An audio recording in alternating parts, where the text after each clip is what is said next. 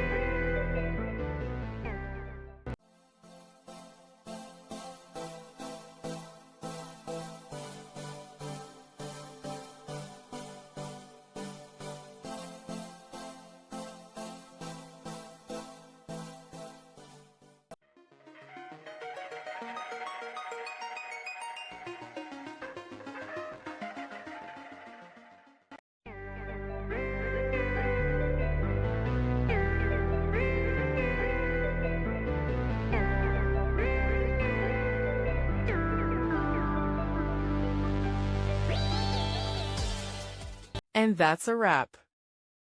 I hope you found the answer you were looking for. If you did, take a second to hit that subscribe button. It really helps out. And let me know in the comments which solution worked best for you.